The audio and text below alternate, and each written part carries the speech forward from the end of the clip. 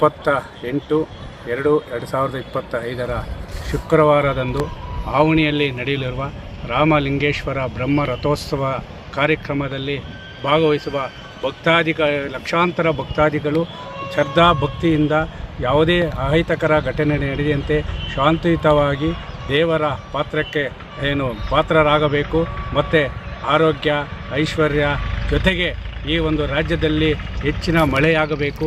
ರೈತರು ಬೆಳೆದಂಥ ಬೆಳೆಗಳಿಗೆ ಉತ್ತಮವಾದ ಮಾರುಕಟ್ಟೆಯನ್ನು ಆ ರಾಮಲಿಂಗೇಶ್ವರ ಸ್ವಾಮಿ ಕರುಣಿಸಬೇಕು. ಅದರ ಜೊತೆಗೆ ಜಿಲ್ಲಾಡಳಿತ ಮತ್ತು ತಾಲೂಕಾಡಳಿತ ಮತ್ತು ಪೊಲೀಸ್ ವರಿಷ್ಠಾಧಿಕಾರಿಗಳು ಈ ಒಂದು ಲಕ್ಷಾಂತರ ಭಕ್ತಾದಿಗಳು ಭಾಗವಹಿಸುವ ಆವಣಿ ಜಾತ್ರೆಯಲ್ಲಿ ಅಹಿತಕರ ಘಟನೆ ನಡೆದಂತೆ ಕಾನೂನು ಸುವ್ಯವಸ್ಥೆ ಕಾಪಾಡಲು ಹೆಚ್ಚಿನ ಪೊಲೀಸ್ ಭದ್ರತೆಯನ್ನು ನೇಮಕ ಮಾಡುವ ಜೊತೆಗೆ ಈ ಒಂದು ಬ್ರಹ್ಮ ರಥೋತ್ಸವಕ್ಕೆ ಬರುವಂತಹ ಭಕ್ತಾಧಿಕಾರಿಗಳನ್ನು ಕಾರ್ ಇರ್ಬೋದು, ಟ್ರ್ಯಾಕ್ಟರ್ ಇರ್ಬೋದು, ಯಾವುದೇ ಇರ್ಬೋದು ವಾಹನವನ್ನು ಆ ಒಂದು ಜಿಲ್ಲಾಡಳಿತ ಮತ್ತು ಪೊಲೀಸ್ ಇಲಾಖೆ ನಿಗದಿಪಡಿಸಿರುವ ಪಾರ್ಕ್ನಲ್ಲಿ ಆ ಒಂದು ವಾಹನಗಳನ್ನು ನಿಲುಗಡೆ ಮಾಡಬೇಕು. ಯಾವುದೇ ರೀತಿಯ ಒಂದು ಅಹಿತಕರ ಘಟನೆ ಮತ್ತು ಟ್ರಾಫಿಕ್ ಜಾಮ್ಗೆ ಆಗದಂತೆ ಎಚ್ಚರಿಕೆ ವಹಿಸುವ ಜೊತೆಗೆ ಮತ್ತೊಮ್ಮೆ ಈ ಒಂದು ಆವಣಿ ಪ್ರಸಿದ್ಧ ರಾಮಲಿಂಗೇಶ್ವರ ಬ್ರಹ್ಮ ರಥೋತ್ಸವ ಯಾವುದೇ ರೀತಿಯ ಅಹಿತಕರ ಘಟನೆಯಲ್ಲಿ ಶಾಂತಿಯುತವಾಗಿ ಭಕ್ತರ ಮೂಲಕವಾಗಿ ನಡೆಯಲಿ. ಯಾವುದೇ ರಾಜಕೀಯ ಜಿದ್ದಾಜಿದ್ದಿ ಇಲ್ಲದಂತೆ ಈ ಒಂದು ಜಾತ್ರಾ ಮಹೋತ್ಸವ ನಡೆಯಬೇಕು. ಮತ್ತು ಈ ಒಂದು ಜಾತ್ರಾ ಮಹೋತ್ಸವದಲ್ಲಿ ಅನ್ನದಾಸೋಹ ಮಾಡ್ತಾ ಇರ್ತಾರೆ, ಅಂಗಡಿಗಳು ಇರ್ತವೆ, ಎತ್ತಿನ ಸಂತೆಗಳಿರ್ತದೆ.